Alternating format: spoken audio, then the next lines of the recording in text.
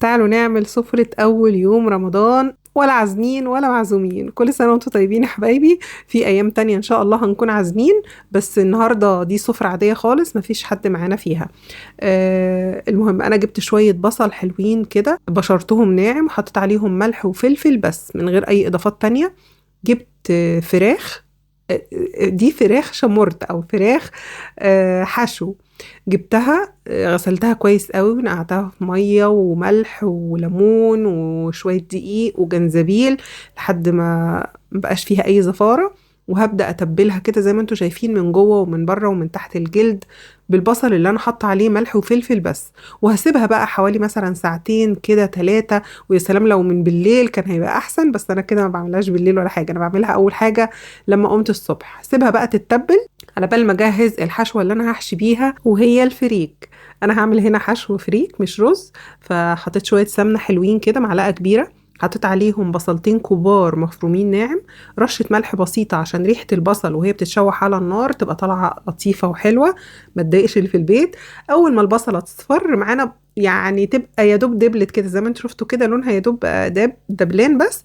جبت شويه فريك، دول حوالي 4 كوبايات دقيق، دقيق إيه، 4 كوبايات فريك. نقيتهم وغسلتهم حلو قوي ونقعتهم حوالي ساعتين بصراحة.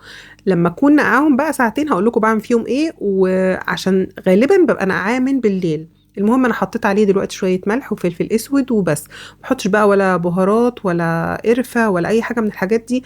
بحسها بتضيع طعم الفريك. الفريك لوحده طعمه حلو، فمش عايزين نضيع طعمه. بصوا عشان انا بس نقعته ساعتين، بعد ما اتشوح ويعني واتحمص كده وحسيته هو انه لونه اختلف، حطيت له حوالي كوباية مية مغلية عشان يستوي نص تسوية. لكن لما بكون نقعاه من قبلها بيوم بالليل ما بحطلوش مية خالص، بشوحه وبس وبحشي بيه على طول. بس استوى هنا نص تسوية كده بسيطة اهو، بكوباية مية واحدة. كوباية مغلية، أهم حاجة تكون المية مغلية. واستنيت عليه بس شوية لما هدي شوية، بصراحة هو لسه دافي يعني. وهبدأ أحشي بيه الفراخ. بعتذر جدا لو دراعي بيعمل كده قدام الكاميرا، بس انا ما كنتش واخده بالي. المهم هحشي بقى الفراخ بالشكل ده كده، واحط شويه برضو من تحت الجلد، بما اني مفرغه بين الجلد واللحم، عشان بس الفرخه تكبر شويه بدل ما هي مسخوطه قوي كده.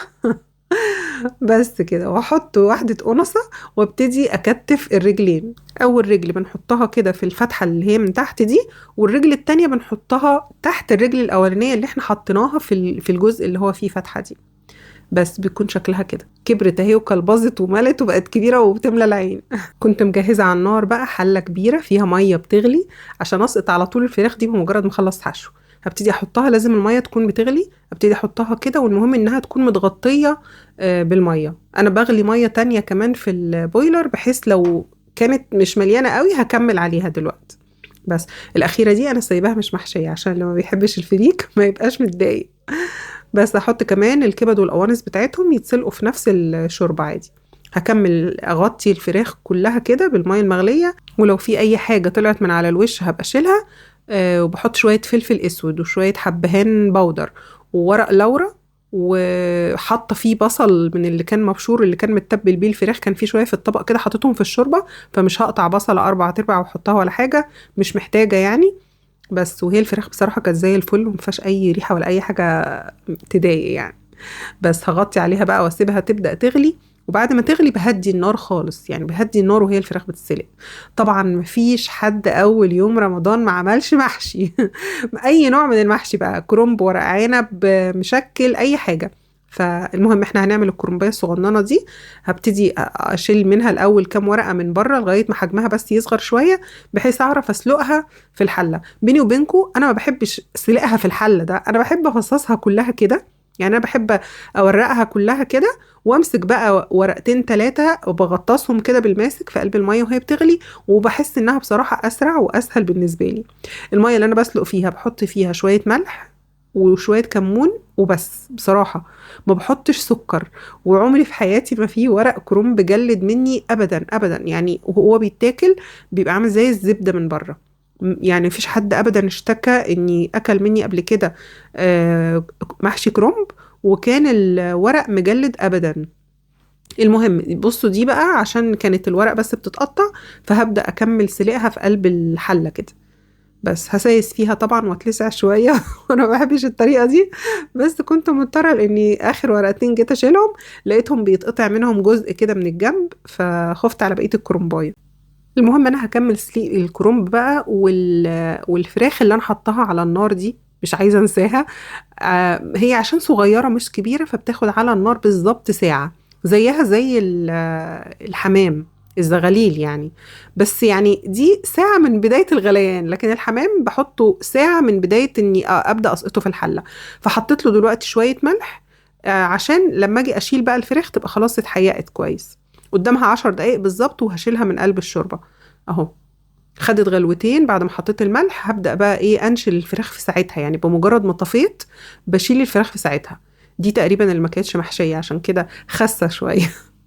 هعمل لهم شويه برضو بلح باللبن. عايزه اقول لكم البلح باللبن ده عندنا العشق كله بتاع رمضان كله، يعني مهما يكون فيه عصير تاني لا هم برضو بيحبوا البلح باللبن يكون موجود بصراحه في رمضان. الهام عملت شويه صوبيا بس برضو لازم اعمل لهم البلح باللبن. المهم انا بحط البلح كده بفصصه واغسله واحطه، احط عليه اللبن وبس بدون اي اضافه بقى، ولا عسل ولا سكر ولا حاجه. السكر بتاع البلح بيحلي اللبن وشكرا، يعني مفيش مشروب احلى من كده بقى من غير سكر. المهم هبدأ أقطع ورق الكرنب زي ما انتم شايفين بالشكل ده كده. بمسك ورقة ورقة أو بصراحة ورقتين ورقتين، يعني اللي جاية دي همسكها ورقتين والفهم كده نفس اللفة دي واقطعهم زي ما انتم شفتوا. العروق بقى بعملها زي ما انتم شفتوا كده زي شرايح او صوابع كده، بحيث بفرشها في قاع الحله من تحت عشان لو حصل يعني ولسعت، يعني حله الكرنب لسعت، يبقى العروق دي اللي من تحت هي اللي حمت اخر صف في المحشي، ما يحصلوش اي حاجه. بس هكمل تقطيع بقى كل الكرنبايه كده وهبدأ أجهز الخلطة. بصل كتير مفروم حوالي 4 5 بصلات، المحشي بيحب البصل. حطيت عليه ملح على قد كمية المحشي، فلفل أسود، شوية كمون، المحشي بيحب الكمون برضو. هحط كمان شوية بهارات مش كتير، نص معلقة صغيرة خالص بهارات اللي هي ال7 بهارات يعني. وبس بصراحة ما بحطش بقى ولا قرفة ولا حاجات من اللي هي زعقة قوي للمحشي. بصوا بقى فايدة التفريزات اللي احنا عملناها مع بعض، شوية الطماطم او الصلصة اللي قلت لكم فرزوا صلصة عشان هتنفعنا كتير في رمضان وسعرها هيزيد والكلام ده. دي بقى الكياس وهي متجمدة نص تجميدة كده، كنت طلعتها بس اول ما قمت تفك فيها حتت كانت مجمدة من جوه، فكيتها في الميكرويف. حطيت خضرة شبت وكزبرة وبقدونس شوية حلوين كده كتار، المحشي برضو بيحب الخضرة. ودول 2 كيلو رز. بس هحط بقى نص كوباية زيت ونص كوباية سمنة، وهقلب بقى الخلطة دي، ودي هحشي بيها الكرنب والفلفل. وانا عاملاها بزيادة، خلي بالكم لو انتم ملاحظين هي كتير على الكرنباية دي لان دي كرنباية واحدة صغيرة. وهحشي شوية فلفل في صينية كده. عملت بزيادة عشان يتبقى عندي طبق حلو كده لبكرة أحشي بيه حاجة تانية. يعني بصوا لما تكونوا واقفين بتشتغلوا كده فكروا في تاني يوم مثلا هيحتاج منكم كمالة أو اليوم اللي بعده مثلا هيحتاج منكم تعملوا حاجة جديدة. لو بتعملوا بقى خلطة محشي زودوا بحيث يتبقى منكم طبق تحشوا بيه حاجة تانية، فمش هتضطروا تعملوا محشي خلطة ولا إيه أسفة. فاهمين؟ يعني الموضوع ده بصراحة بيريح قوي. عايزة اقول لكم حتى لو مثلا بتعصجوا لحمة، هتعصجوا لحمة دلوقتي مثلا عشان عايزين تعملوا صينية جلاش، بدل ما تعصجي نص كيلو بس على قد صينية الجلاش، لا عصجي كيلو بحيث يبقى عندك نص كيلو تاني في الفريزر تعملي بيه صينية بشاميل مثلا.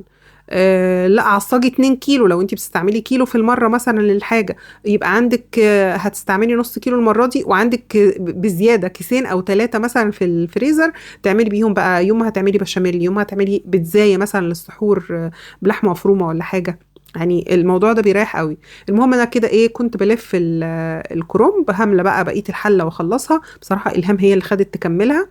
وهدهن هنا الصينية دي صينية مقاس اللي هي 30 في 40 موجودة أكيد في أغلب بيوتنا. بعمل فيها لفتين جلاش من لفة اللي هي قد اللي في إيدي دي. اللفة دي وزنها تقريبا 400 جرام. بس بحط لفة من تحت، يعني برص لفة الأول من تحت وبعدين بحط الحشو لحمة بقى أو فراخ أو اللي انتوا حابين، وبعدين اللفة التانية بحطها كده زي ما انتوا شايفين أهو. بمسك ورقتين ورقتين او 3 عادي، مش لازم ورقة ورقة خالص، لان لو ورقة ورقة هتبقى صينية جلاش دسمة جدا، دسمة وتقيلة للي بياكل. يعني ممكن اللي بياكل يحس ان لا ده الدسم بتاعها كتير قوي فمش قادر اكل.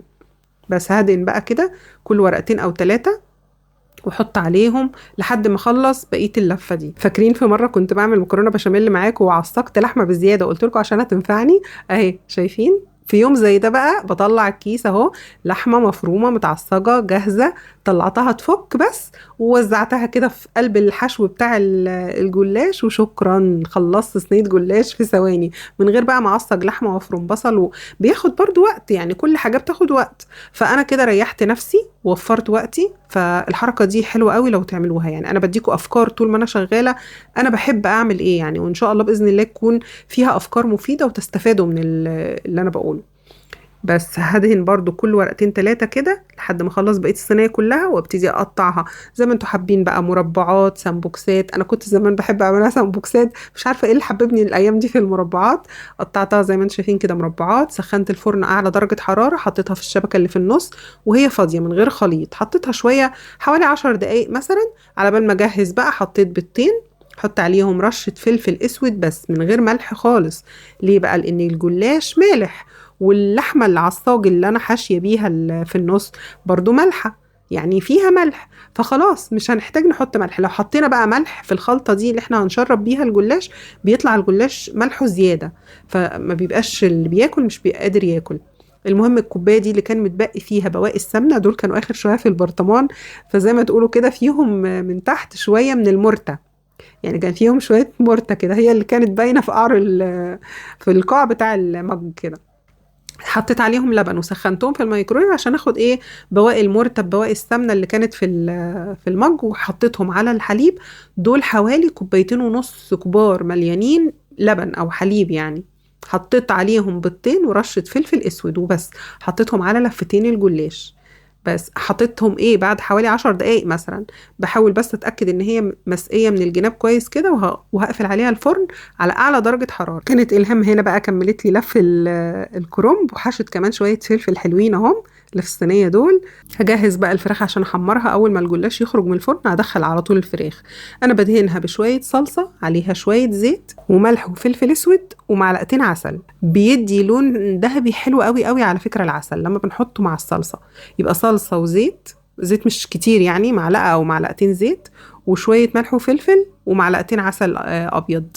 تحفه، بيدوا تسكيره حلوه قوي من بره، بيدوا لون ذهبي حلو قوي. هتشوفوا كمان اللون لما يطلع دلوقتي. انا بدهنها بس بفرشه كده بس، وبسيبها بقى بالشكل ده كده، وهدخلها الفرن دلوقتي بمجرد ما اطلع الجلاش.